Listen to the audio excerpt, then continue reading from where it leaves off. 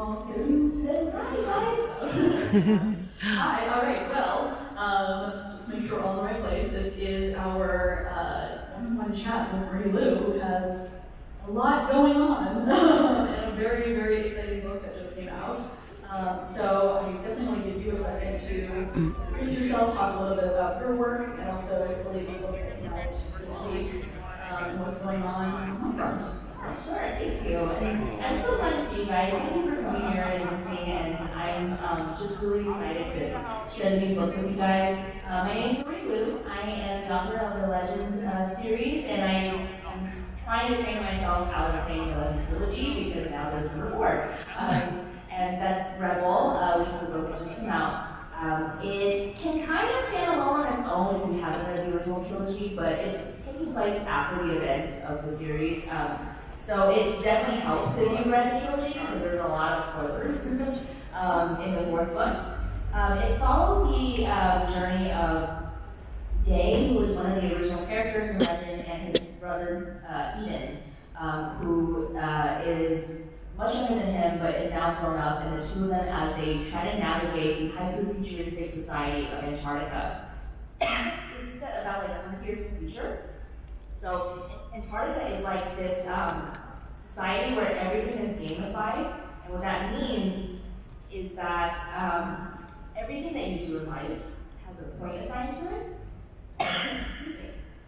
Everything you do in life has a point assigned to it, which that means is like you go water a plant and you get a point, and if you score well on a test at school, you get 5 points, and if you get in a fight at school, it's minus 50 points, and all this goes to like this ultimate credit score, which is like a credit score on steroids that just controls everything about your life. But the government knows the score, and based on this score, they determine where you get to live in the city, whether you get to buy first-class tickets on a train, things like that. So this is the society that Day and Eden have ended up in. Day is still kind of coming to terms with his past and trying to move on without the love of his life, who's June. Eden is trying to get out from under the shadow of his brother, because Day is something of a national hero, and Eden goes like, I get grades at school, but nobody cares because my brother's Day. So the two of them are at odds with each other all the time now that they're both grown. And the story is very much about their conflicts with each other, Day and June reuniting, and all of them trying to deal with this new threat that's come to take down the Antarctican system. So that's a little bit about the book. I'm really excited about it. I hope you guys enjoy it. It's been kind of fun and weird to revisit the series, so yeah, I hope you guys like it. So I definitely want to start by talking about the Legend series, not trilogy now, as a whole. So can you take us through the process of what it's like to create this series? How do you create such a rich fantasy world, and what were you hoping to explore in terms of major themes over the course of the series? Sure. When Legend was my first published book, so it kind of has a special place in my heart because of that. I started writing the series back in 2009.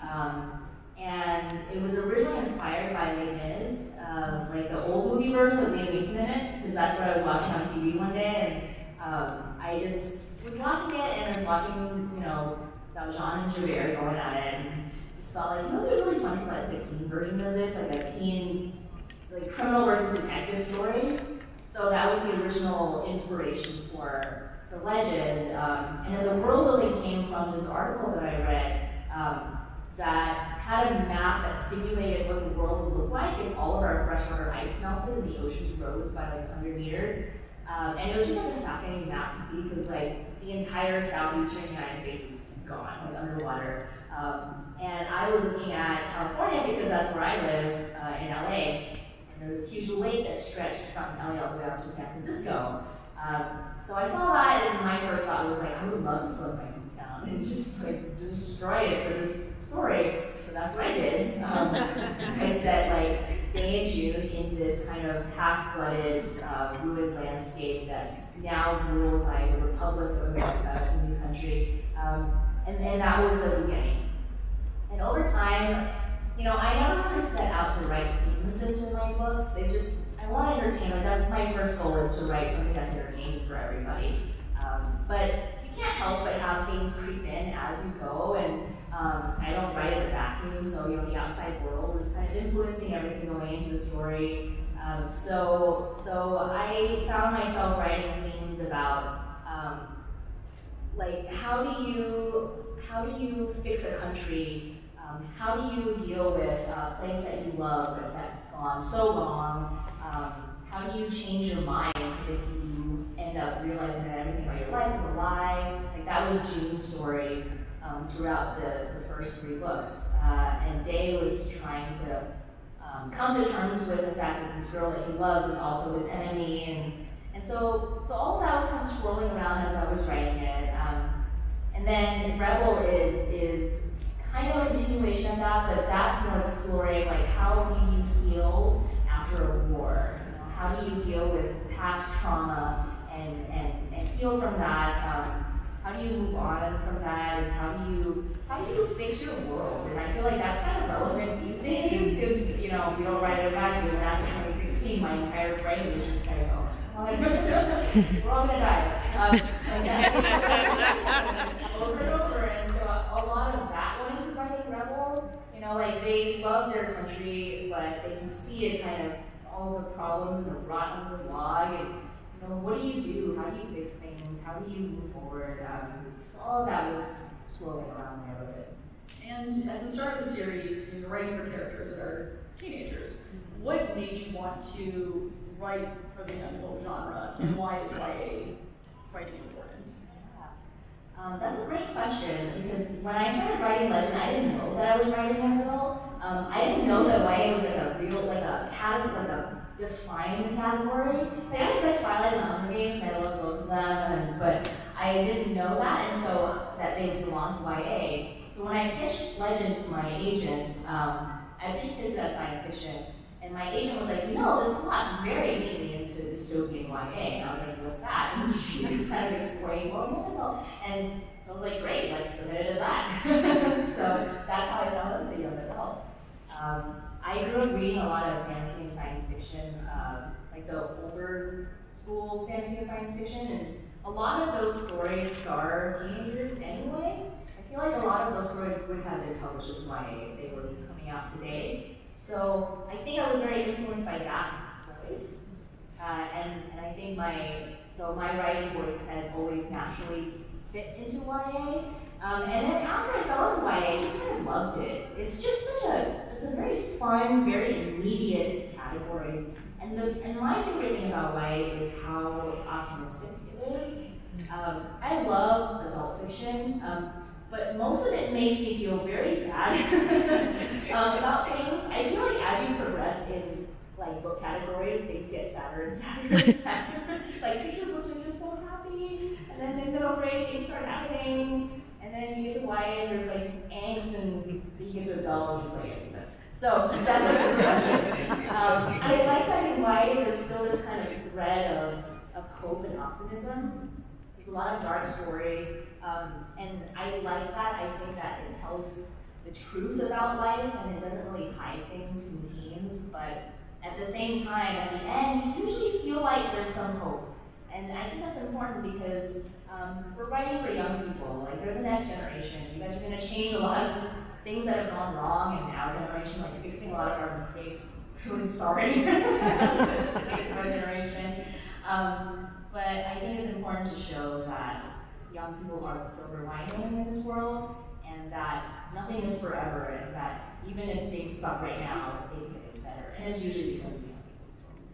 And so to dive more into Rebel, you created the initial Legend trilogy. Everything came out 2011 and 2013, and here we are about 6 years later discussing the 4th book in the series. So was Rebel always in the cards, or what made you decide over time to tell this story kind of jump ahead?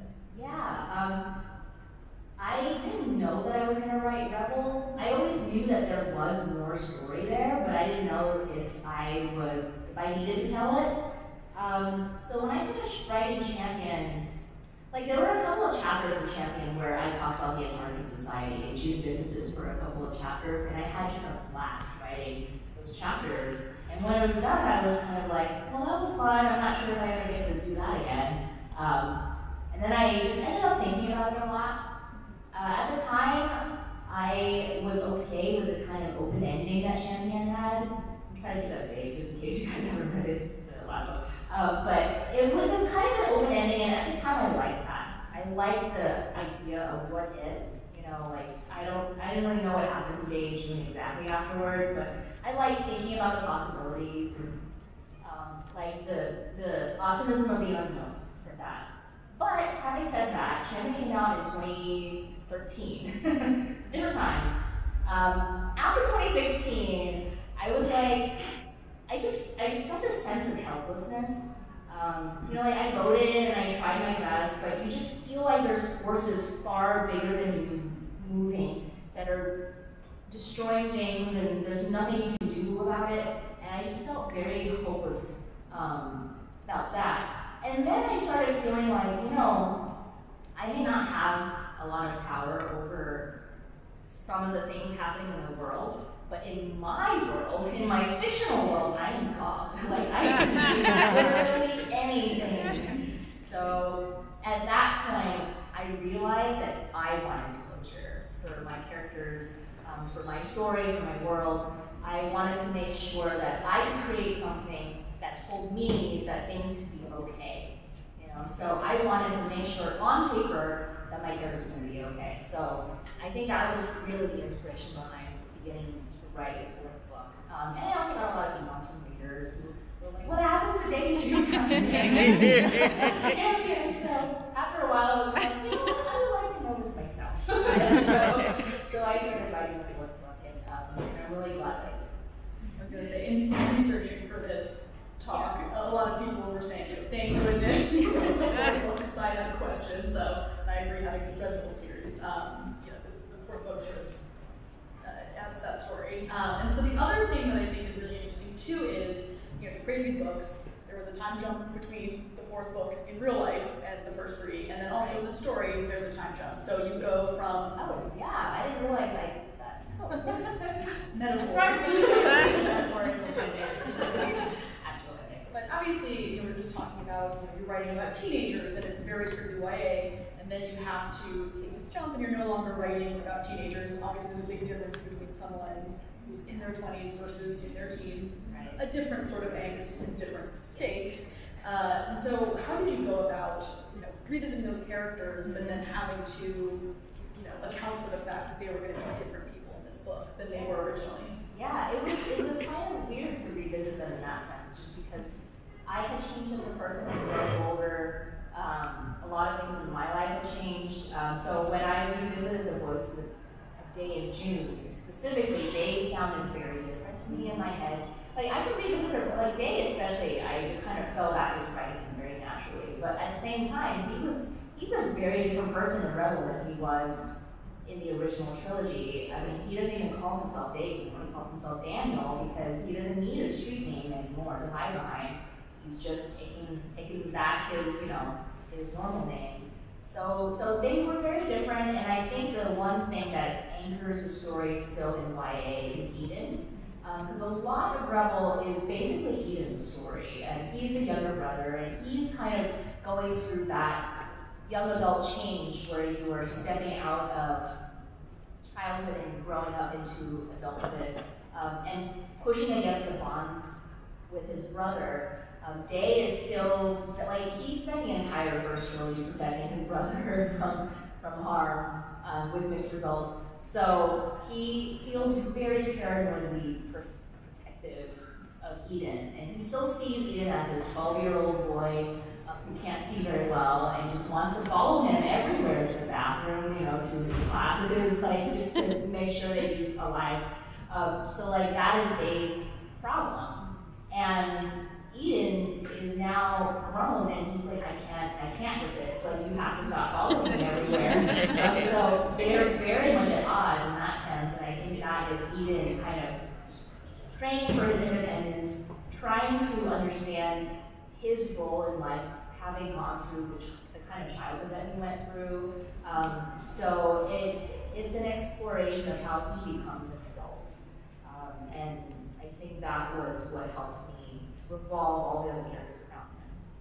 And how do you kind of juggle in a series of Aaron's book, the fact that you're dealing with, interpersonal relationships about brotherly love, or the complicated nature of brotherly love and sometimes hate. How do you deal with that in romantic love? How are you sort of making sure as a writer that you're getting all of those in, but not allowing one to sort of overpower another?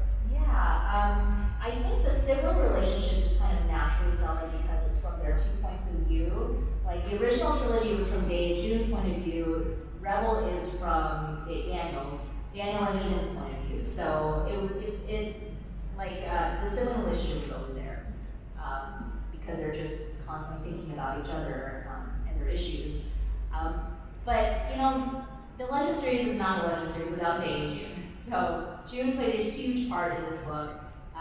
She comes back into Day's life, and so I feel like whenever they're on the page, I almost feel like I lose control of the story because they just have this.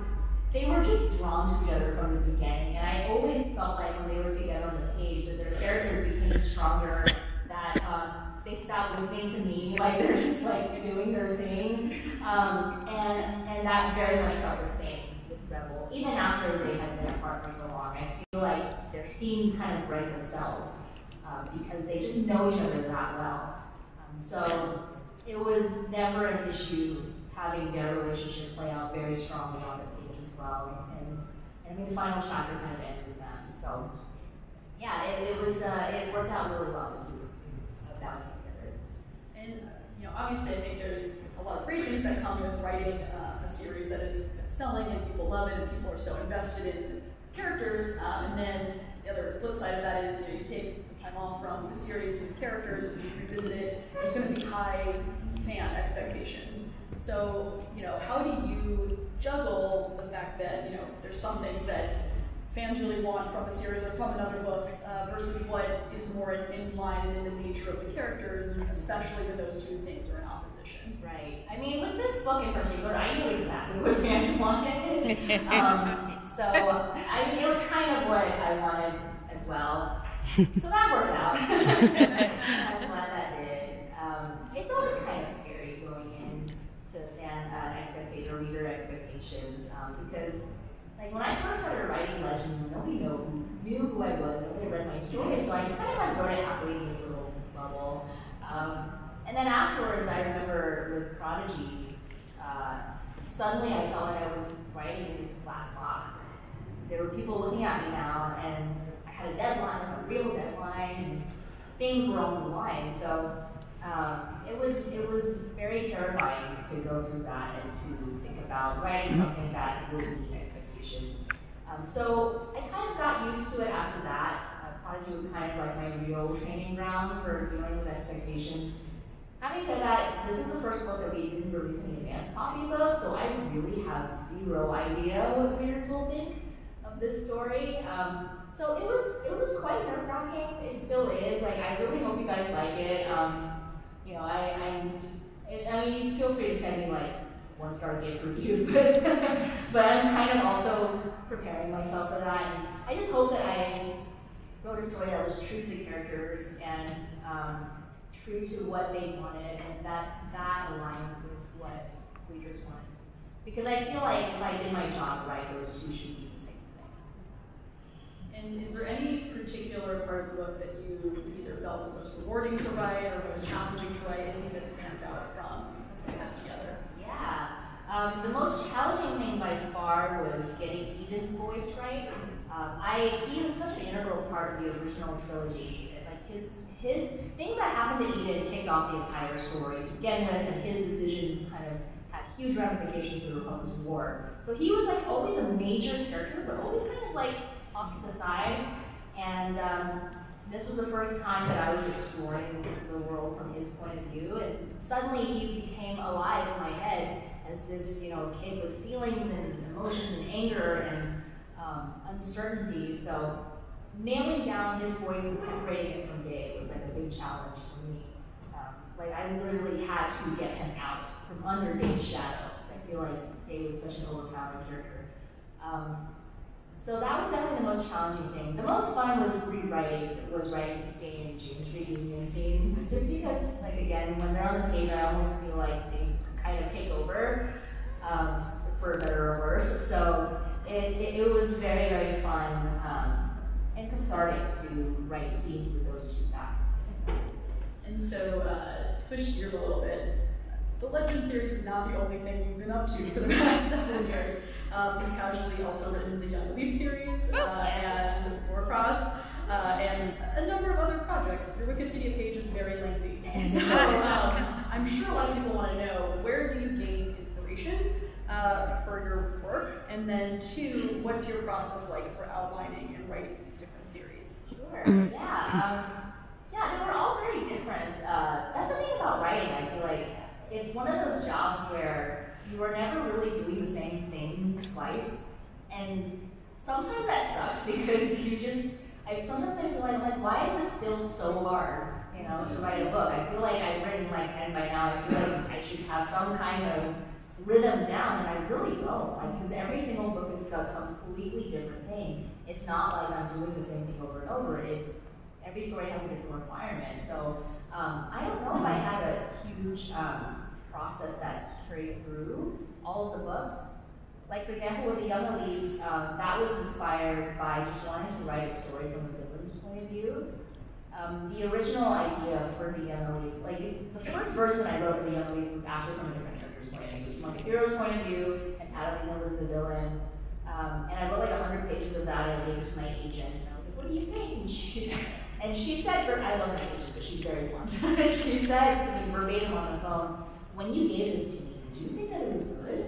Yeah, I mean, that's why I gave it to you. So I asked her, like, well, is there something that you liked about it? Or should I just throw the thing on the bridge? And my agent was like, well, I liked Adelina. She was the only character that I liked. She's really interesting, and she kind of set off, and like, maybe you should make her the main character. And that was the moment I was like, that's what I want to do with the story. I want to write it from the villain's point of view. And so that fell into place that way. Warcross, which is set like in our present day, basically, but with a little bit of extra virtual reality technology, was very much inspired by two things. One, the fact that I used to work in video games as an artist, and I love games. I love gaming, and I wanted to write something that involved a game. So Warcross is a game that takes the world by storm, and literally everybody plays it. And so this girl named Mika, who ends up somehow getting herself, accidentally hacking herself into this game, and everybody finds out who she is, and she becomes like kind of famous overnight, and then even the creator of Warcross, and things just kind of spiral out of control for her from there. So that was inspired by gaming, and also by me wanting to write more about the Antarctica Society chances. Because that just kept staying with me, and I just kept thinking, it would be really fun to do this, it would be really fun to do this, but the legislature was over, so I'm going to write Warcross instead. So I very much see Warcross as almost like a prequel to Legend. Like the two very much can exist in the same world. And in fact, one of Dave's ancestors appears in Warcross as a player in the game. So that worked out. So that was what inspired Warcross. And the writing process for all of these series was a little bit different. The only consistency is that I now know when I hit difficult sections in the book. Like my first time through, I remember thinking that I hit the middle part of the book, and I hate writing first drafts. So I hit the middle part of the book, I'm like, oh my god, I'm never gonna write again. This is horrible.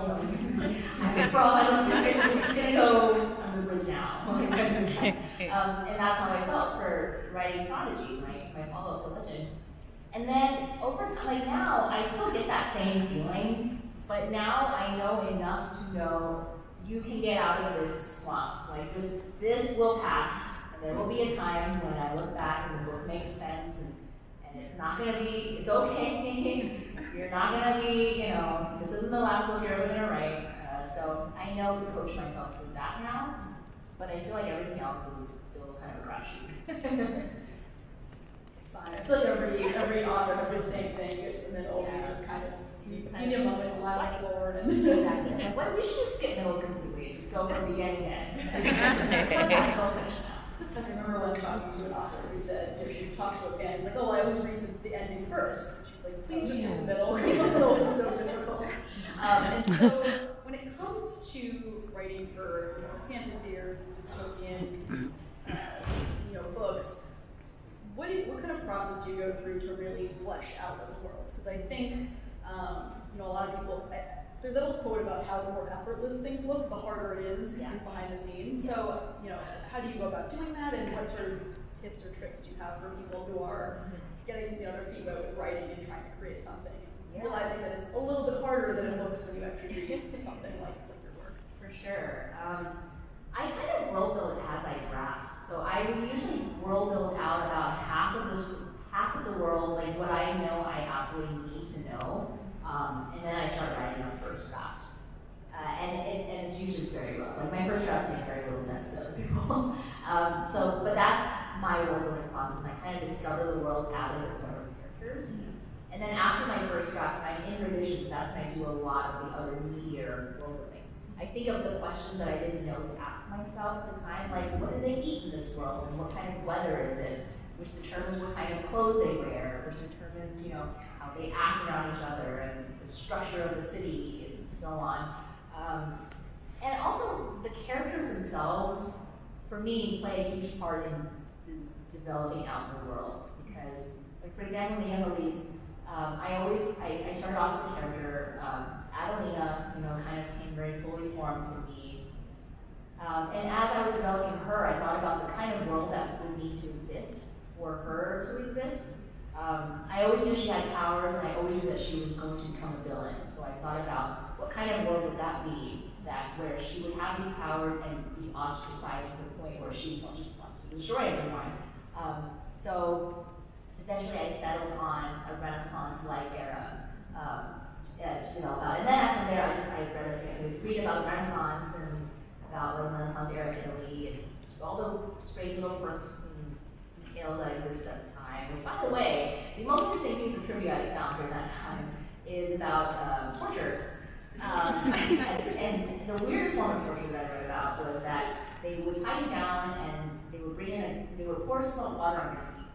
And then they would bring in a goat, and the goat would lick your feet until I guess that was the torture, that this goat would just lick your saltwater feet. And I was just like, that's weird. And I just kind of tried to put that into the books, and I never made it. So you just end up doing a lot of that. You go down lots of deep dives into research, and eventually use it in this world. So what you're saying is there's going to be another book in that series. Yes. Make sure the staff is somewhere in the middle as an Easter egg. Yeah, pretty much something called the goat. And so for people who are looking to get into writing, getting started is always the hardest part. So what do you recommend, and what is your advice to new writers? My biggest piece of advice for aspiring writers is always to not be afraid to write something bad. That was my biggest crutch when I began trying to write a publication.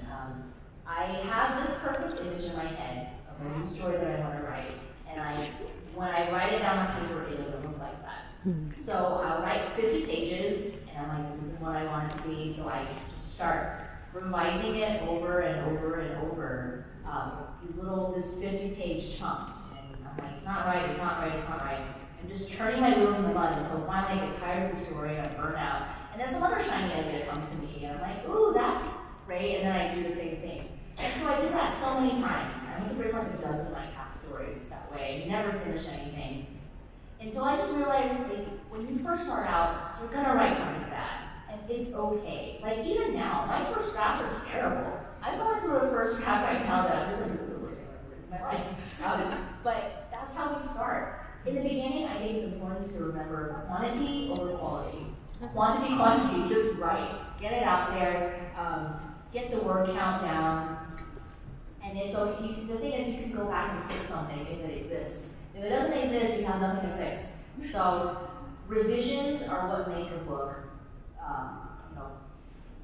a real story. That was a hard lesson for me to learn. It took me a long time to learn it, and I wish I had gone back and known that and just let myself move forward with stories. And that's not to say that other methods don't work, but something about writing is everybody has a different process. I know a lot of people who write a very slow, very clean first draft and end up doing one pass and that's it, and that's how they work. And then I know people like myself who write like 50 drafts. And the first one is absolutely awful and rough, and then you just eventually just layer and layer and layer until it becomes less rough. So it depends on what works for you, but I know that even people who, do the clean first draft, they still have to fix it. So I think it's important to just know that it's okay if you start off and it's not perfect, and it's not that perfect image in your head. You have to give yourself something to work with first. So I have a couple more questions, Marie, but we're going to have a Q&A time for all of you. So microphone is over there, so if anyone wants to start making their way over there, I just want to give everyone the ability and time to meander that way. So that's it. So a couple more questions for you. First and foremost, you're saying that Rebel is sort of the end of this journey with these characters. Is there any way that you'll keep the door open for anything else in the future, or are you just saying, this book just came out this week, I'm good to go with this one as kind of the kind of one down? Yeah, I think that, see, I'm always going to say this because I thought this when I wrote Champion, and I was like, I ain't done. And then now Rebel's out, so now I'm done. I would like to say that this is when I really am done with the legend world. I feel like I've put my characters in a place that I'm satisfied with and that they are in a good spot, and I've kind of said my goodbyes to them. So I think and I hope that Rebel is a good ending spot for my readers, and my mind has kind of let them graduate and moved on to new things that I'm writing. And what's really fascinating is Rebel is not the only thing you're publishing over the next year. You have 2 more books coming out in 2020. You have The Kingdom of Back and Sky Hunters. Anything you can tease for what's to come? Yeah, sure. It's I think it's my first time with that many books coming out over the span of a year, so I'm a little anxious about it. But The Kingdom of Back is my next book coming out. It's coming out in March. And it is very different from what I usually write. First of all, it's a standalone. I don't write standalones, except this one. It's a historical fantasy, and it's kind of quiet. There's no explosions in it. It's a story about Wolfgang Amadeus Mozart and his sister. And a lot of people don't know that he had a sister. I didn't know until I was like 21 or 22 when I first started thinking of the story. But he did. Her name was Mannerl, and she was every bit as talented a composer and pianist as Mozart, as her brother. But because she was a woman living in 18th century Europe, she could not become a composer. She had to stop when she was 18 and settle down while her brother went on to become, Mozart. So I always thought, like when I learned that, I was like, why do you have a sister and she composed? But she did, and the evidence is in the letters that they used to exchange with each other, because Wolfgang and Anna were very close to each other, and Wolfgang would write to her all the time as an adult and say, send me your latest composition, I want to see what you've written, like, you're so amazing, and he idolized her growing up. And the two of them, when they were kids, they toured Europe together. I didn't know that either, but when they were doing their grand tour playing for all the kings and queens of Europe as prodigies, they were together, they both played. And so I was reading a biography about them, and there was a little snippet that I found really interesting, and that was that when they were on this tour, and in the carriage for weeks at a time, with no iPhones, like nothing to do, they invented for themselves a magical kingdom that they called Back. And they made themselves king and queen of this world, and they added all kinds of, they like drew a map of it and everything, and I thought that was just the most interesting fact about them. So I knew I wanted to write a story about that. The Kingdom of Back is, from Mannerl's point of view, it's about growing up as these 2 young prodigies in 18th century Europe, and this magical kingdom that they create for each other. And as the story goes on, and Mannerl begins to become frustrated with the limitations put on her creativity, and the walls that are going up around her. Her frustrations and her bitterness make this kingdom darker and more menacing, and it starts to seep into their reality. And there's at a point at which she is given the chance to do something terrible, and she has to wonder if she is going to take that opportunity or not. So it's a little bit fantasy, it's a little bit historical. I had a really good time writing it. It's very, very different from what I usually write. So I hope you guys like it. That's Mountain Spring. And then in the fall next year, I have a new sci-fi series coming out called Skyhunter. And there's not a ton that I can say about it, except that I'm having a lot of fun writing it right now, even though I am like wrestling it into shape. It's at that stage where it's like the first book in a new series, and it's in the first draft mode. So there's all kinds of things that I'm fighting with it. But I really like it right now, and I hope you guys enjoy it. There's not a lot I can say about it yet, but I hope you like it. Amazing. So last question from me before we go to audience Q&A. Are there any other genres or types of books you'd like to write in the future? As you were saying, you think the back is a little different than we usually do. So is there anything else you're hoping to expand into in the future? Yeah, that's a good question. I always wanted to write that one historical. So the Kingdom of Back is it. I don't know if I'll write more historical. I think that would be really interesting, but they're pretty heavy duty. You have to do a lot of research. So I was pretty slow writing the Kingdom of Back. I might do it again someday, but not anytime soon, I think. I would love to try my hand at horror. I think that horror is really interesting, but it may be a little darker than what I want to write at the moment. So we'll see. I have this new idea that I'm kind of like spinning around. It's in that super, super early phase. That kind of leans more towards like a thriller. So there's that. I think if I were to step outside of fantasy and sci-fi, I think I would go in that direction. But for the most part, like my heart belongs in fantasy and sci-fi, and I don't think I would really leave that behind anytime soon. Incredible. All right, so time for Q&A. If anyone wants to go step up to the mic and form a line too, if there's questions from people who have questions. Hi Marie, my name's Scott. How are you? Hi, good. I'm a fan of the DC Icon series. Of course, you wrote the Nightwalker Batman, and I personally, I really love the dynamic between Bruce and the girl Madeline, yeah. Madeline, yeah. And I just wanted to know, is that your first time writing for a book about Batman, and are you ever going to go back to writing something about a major DC superhero? Yeah, I'm so glad you liked that book. Thank you. I had a blast writing it. It was definitely my first time writing about Batman. I don't know if I'll get a chance to write about something in that world, but it was pretty fun to add like a little touch of canon, a little touch into the Batman canon. Yeah, it was pretty nerve-wracking writing. I revisit my characters, but not in my own head. But I do read like summaries of the fan fictions, like a two-liner. That I will read, but not the actual fanfic. But it's really fun. I think fandom is great. I think it's great that people are passionate about things and can find others who like those things and become friends about those things. So I think fandom is a very positive thing. Thank you so much for coming. Thank you. Hi. Can you hear me? My name is Kate, and I'm actually a youth services librarian.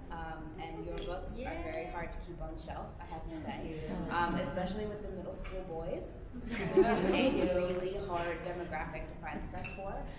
So I'm actually looking for a little advice. And other than all of your books, is there anything you might recommend as kind of like a read-alike, either contemporary or older, or yeah? Yeah, for sure. I love that you're a librarian. Librarians do the best. I think it kind of depends on what the boys are interested in, but if they're looking for like a real life legend, I love the Ember in the Ashes series by 17 Year. I think it's one of my favorite fantasy series that I'm reading now. I think anything by Lee Bardugo is just like, I'm so excited for the show. It's gonna be so good. So I think many of her books, Six of Crows, I guess Six of Crows might be a little older for middle school boys, but Shadow and Bone definitely, is something that I could read. Those are the two that I can think of off the top of my head. And yeah, I think that those would be a great place to start. But I hope that that you do. Thank you. Hi, I'm Rebecca. I love all of your books.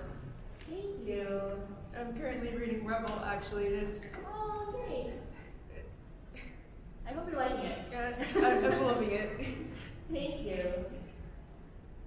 Legend is one of the first YA dystopian series that I read, and it's like my favorite YA dystopian.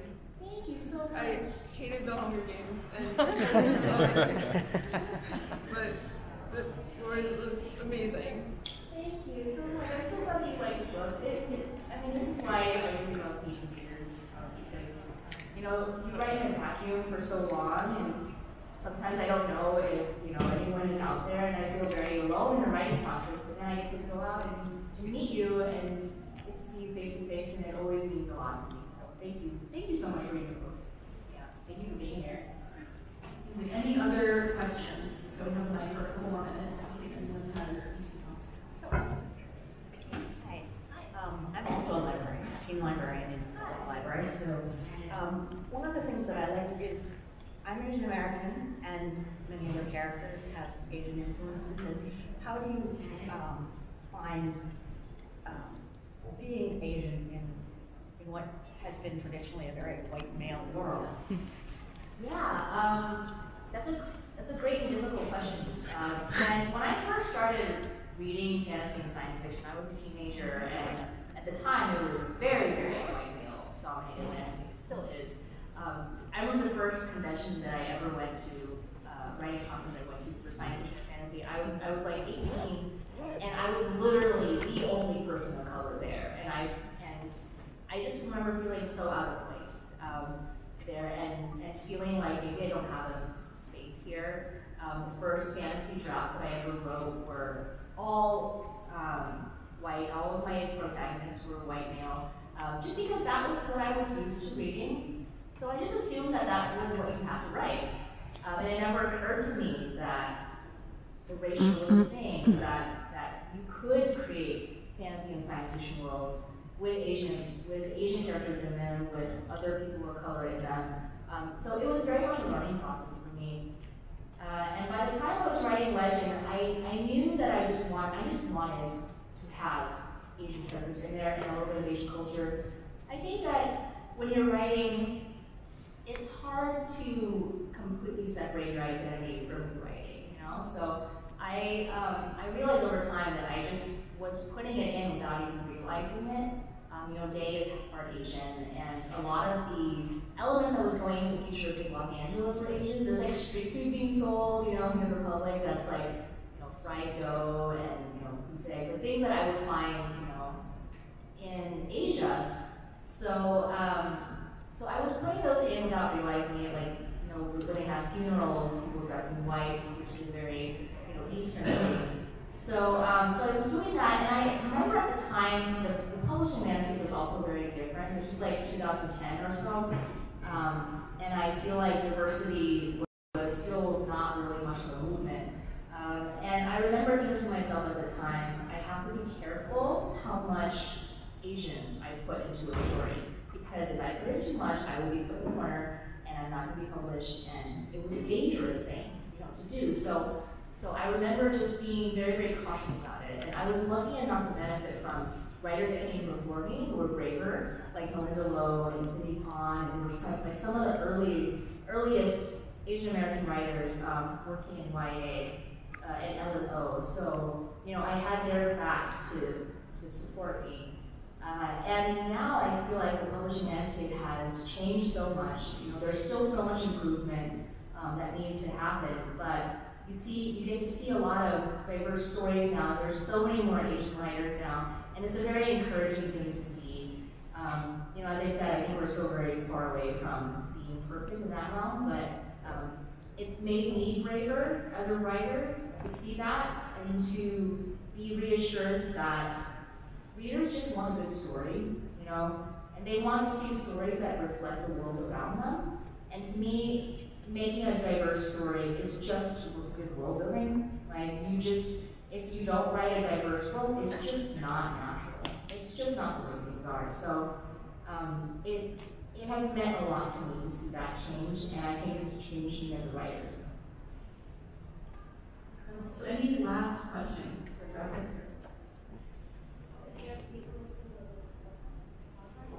Is there a sequel to Warcross?